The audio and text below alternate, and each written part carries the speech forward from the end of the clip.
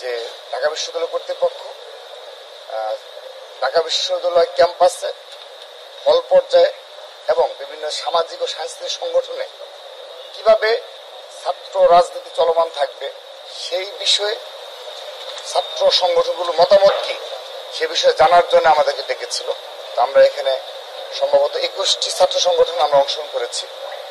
সেই 21টি ছাত্র সংগঠনের মাঝে ছাত্রদলকে দাওয়াত দেওয়া হয়েছে এবং আমরা এসেছি। আমরা প্রথম শুরু থেকে শেষ পর্যন্ত আমরা অংশগ্রহণ করেছি। কিন্তু আপনারা ইতিমধ্যে জেনেছেন যে 21টি ছাত্র সংগঠনের মাঝে 5টি ছাত্র সংগঠন ইসলামী ছাত্র শিবিরের 1971 সালের যে ভূমিকা এবং এই সর্বশেষ গুপ্ত রাজনীতি সার্বিক প্রেক্ষাপটে এবং তারা যেহেতু 5 আগস্ট পর্যন্ত অলিখিতভাবে সেই 1971 সালের ভূমিকার কারণে তারা এই ক্যাম্পাসে নিষিদ্ধ অবস্থায় ছিল, তো সেই প্রেক্ষাপটে তারা এই আজকের এই জরুরি সভা বয়কট করেছে সম্মানিত ভিসি স্যারের উপস্থিতিতে এবং পরবর্তীতে সকল ছাত্র সংগঠন এবং তার পরবর্তীতেও অনেক ছাত্র সংগঠন তাদের মতামত ব্যক্ত করে ইসলামী ছাত্র শিবিরকে ডাকার কারণে তারা তাদের বক্তব্য পেশ করে তারা এই সভাস্থল ত্যাগ করেছে। তো আমরা শুরু থেকে শেষ পর্যন্ত ছিলাম, আমরা আমাদের মতামত তুলে ধরেছি।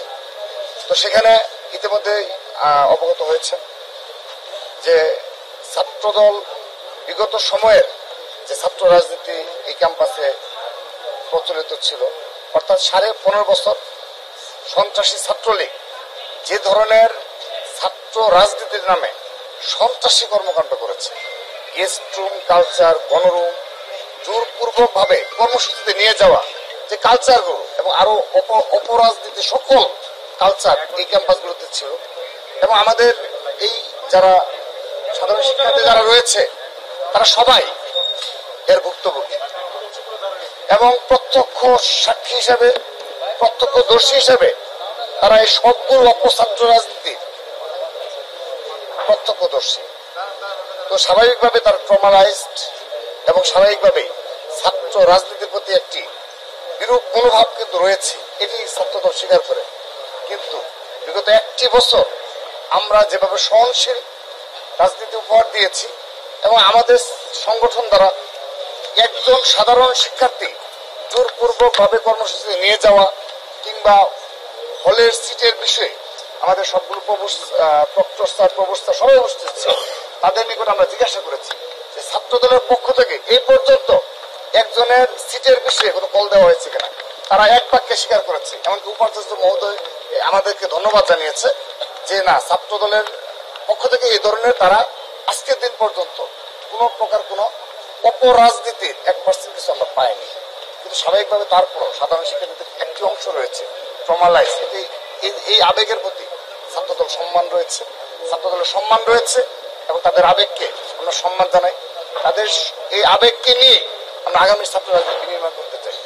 উদ্ভূত পরিস্থিতিতে এখানে আরেকটি সবচেয়ে গুরুত্বপূর্ণভাবে উঠে এসেছে, আমরা আমাদের ছাত্র সংগঠনগুলো আমাদের মতামত দিয়েছি, আমরা অনুরোধ জানিয়েছি ছাত্রদলের পক্ষ থেকে আমরা অনুরোধ জানিয়েছি, আমরা আজকে ছাত্র সংগঠনগুলো আমরা আমাদের মতামত ব্যক্ত করলাম যে ক্যাম্পাসে এবং হল পর্যায়ে কি ধরনের রূপরেখা প্রয়োজন, একটা রূপরেখা, লিখিত রূপরেখা প্রয়োজন যে এর বাইরে কেউ কিছু করতে যেন না পারে এবং গেস্ট রুম, গণরুম কালচার ছাত্র রাজনীতি কোনো কিছু যেন না থাকে, সেই বিষয়গুলো আমরা তুলে ধরেছি। ঠিক একইভাবে আমরা স্পষ্টভাবে আমরা তাদের নিকট অনুরোধ জানিয়েছি যেন শুধুমাত্র ছাত্র সংগঠনগুলোর মাঝে নয়, তারা যেন জেনারেল স্টুডেন্টদের কাছ থেকেও যেন কিছু মতামত যেন নেয়, তারা যেন বাস্তবিকভাবে এই 2025 সালে তো শেষ কথা নয়, আগামীতেও এই ঢাকা বিশ্ববিদ্যালয়ে থাকবে এবং ঢাকা বিশ্ববিদ্যালয়ে একটা সুস্থ ধারার ছাত্র রাজনীতি প্রচলিত থাকবে ইনশাআল্লাহ। তো সেখানেও কি ধরনের রূপরেখা হওয়া উচিত আমরা বিশ্বাস করি আমাদের সাধারণ শিক্ষার্থীদের মাঝে সুচিন্তিত মতামতগুলো আসবে। আমরা অনুরোধ জানিয়েছি বিশ্ববিদ্যালয় প্রশাসনকে তারা যেন সাধারণ শিক্ষার্থীদের মতামতগুলো নিয়ে এবং ছাত্র সংগঠন মাস থেকে আজকে যে মতামতগুলো নেওয়া হলো তার প্রেক্ষিতে একটি ঐতিহাসিক রূপরেখা তারা প্রণয়ন করবে, আমরা সে বিশ্বাস করি।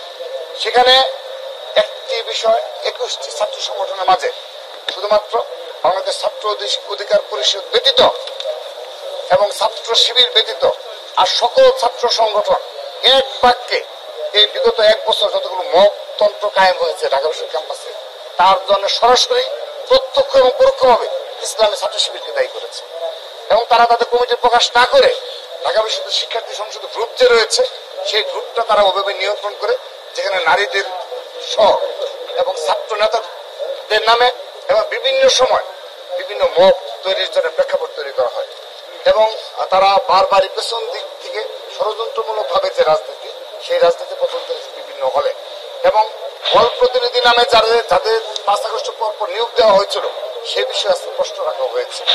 সার্বিক প্রেক্ষাপটে 19টি ছাত্র সংগঠনে এক বাক্যে এটা আমাদের 1 নম্বর এজেন্ডা ছিল যে আগামীতে কখনো ঢাকা বিশ্ববিদ্যালয়ে আর এই গুপ্ত রাজনীতি থাকা চলবে না।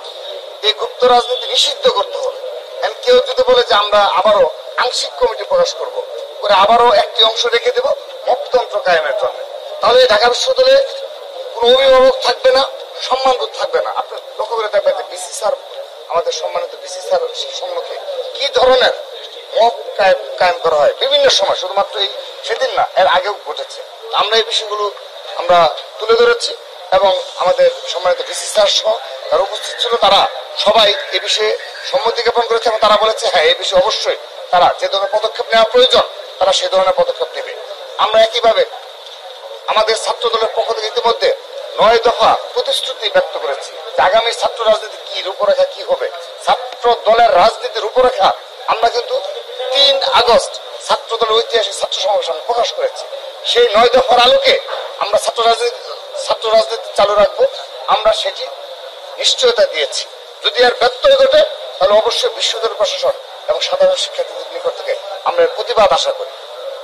এবং সেই সাথে আমরা আজকের এই আমাদের জরুরি সভায় আমরা ছাত্রলীগের সন্ত্রাসীদের বিচার দাবি করেছি এবং সেখানে ছাত্রলীগের হল কমিটি, অনুষদ কমিটি, বিশ্ববিদ্যালয় কমিটি, সেন্ট্রাল কমিটি তাদের সবার লিস্ট আলোকে বিচারের আওতায় নিয়ে আসার জন্য পদক্ষেপ গ্রহণ করার জন্য অনুরোধ জানিয়েছি। এটি খুবই দুঃখজনক বিষয়। 1 বছর অতিবাহিত হয়ে যাওয়ার পর আজও আমাদের এই ধরনের অনুরোধ জানাতে হচ্ছে। তো তারা তাদের যে গাফলতি ছিল স্বীকার করেছে, তারা বলেছে এটি অবশ্যই তারা করবে। সেই সাথে আমরা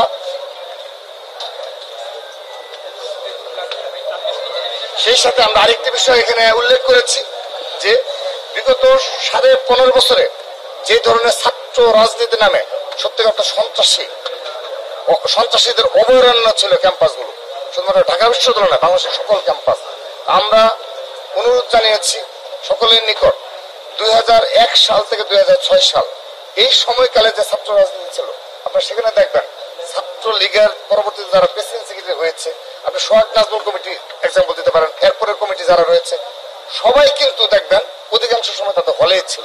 তারা হলে থেকেই তাদের রাজনীতি করতে পেরেছে, শীর্ষ নেতৃত্ব আর যারা ছিল তারা সবাই করতে পেরেছে। তো বিএনপির আমলে, ওই শাসন আমলে, অর্থাৎ 20 বছর আগের ঘটনা আমরা ব্যাখ্যা দিয়েছি। সেই 20 বছর আগের যে শাসন ছিল সেখানেও একটি সহনশীল ছাত্র রাজনীতি চালু ছিল। অবশ্যই সেই সময় পারিপার্শ্বিকতায় অবশ্যই আমাদের কিছু বিষয়, অনাকাঙ্ক্ষিত বিষয় ঘটেছে, আমরা এটি স্বীকার করেছি সরল বাক্যে সকল ছাত্রদের মাঝে। কিন্তু আমরা এই 15.5 বছরে সন্ত্রাসী ছাত্রলীগ যে ধরনের অভয়ারণ্য কায়েম করেছিল, ফ্যাসিস্টের সহযোগী হিসাবে এমন কোন অপকর্ম নাই তারা করে নেই। কিন্তু সে ধরনের ছাত্র রাজনীতি অতীতে কখনোই ছিল না এবং আগামীতে ইনশাআল্লাহ কখনোই আসবে না।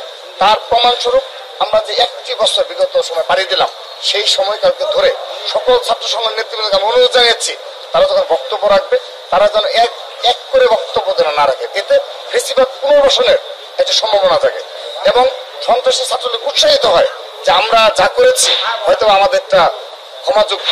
তো সে কারণে আমরা তাদের অনুরোধ জানিয়েছি। অর্থাৎ সার্বিক প্রেক্ষাপটে আমাদের আজকে সকল ছাত্র সংগঠনের মাঝে একটা ঐক্য গড়ে উঠেছে যে এই ক্যাম্পাসে কোনো গুপ্ত রাজনীতি চলবে না। তারা যদি বলে এই চাপের ফলে সকল ছাত্র সংগঠন চাওয়ার ফলে তারা যদি মনে করে যে আমরা আবার আংশিক, আমাদের 14 সদস্য কমিটি ছিল, আমরা আরো 10 জনের তালিকা প্রকাশ করলাম, সেটি আমরা মানবো না। আমরা গুপ্ত রাজনীতি নিষিদ্ধ চাই। কারণ এই সর্বশেষ সময় ঢাকা বিশ্ববিদ্যালয় ক্যাম্পাস সহ সকল ক্যাম্পাসে যে ধরনের মততন্ত্র কায়েম হয়েছে তার অধিকাংশ এই গুপ্ত সংগঠন দ্বারা সংগঠিত হয়েছে বলে আমরা ঐক্যমতে পৌঁছেছি।